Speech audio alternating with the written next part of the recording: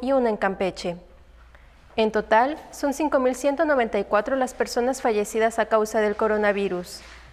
De los casos activos, 1.840 están estables, aislados y monitoreados por personal médico de la Secretaría de Salud de Yucatán. Presentan síntomas leves.